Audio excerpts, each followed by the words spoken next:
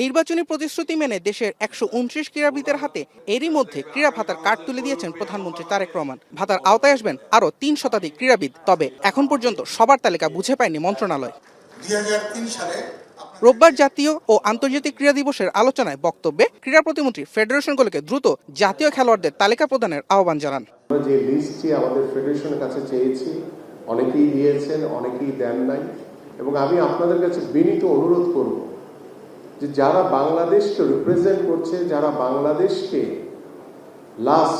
বাংলাদেশ দলের প্রতিনিধিত্ব করেছে, আমরা প্রাথমিক পর্যায়ে সেই সকল ক্রীড়াবিদদেরকে আমরা এই তালিকায় অন্তর্ভুক্ত করতে চাই।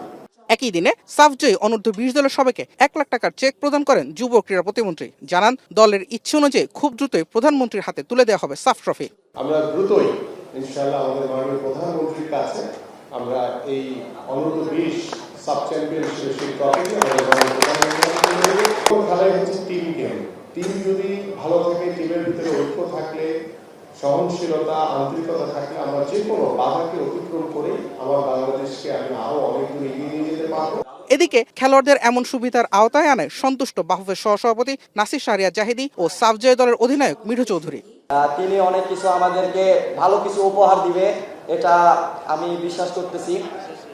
ইতিমধ্যে আমাদেরকে ডেভেলপমেন্ট কমিটির চেয়ারম্যান জাহিদি স্যার উনি আমাদেরকে পুরস্কৃত করছেন।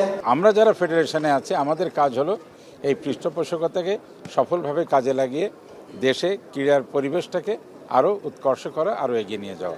সাফজয় দলের সবাইকে একই দিনে তুলে দেওয়া হয়েছে ক্রীড়া কার্ড, যার মাধ্যমে সামাজিক সুবিধা পাবেন দেশকে সাফ শিরোপে এনে দেওয়া ফুটবলাররা। জুবায়ের আহমেদ, এখন, ঢাকা।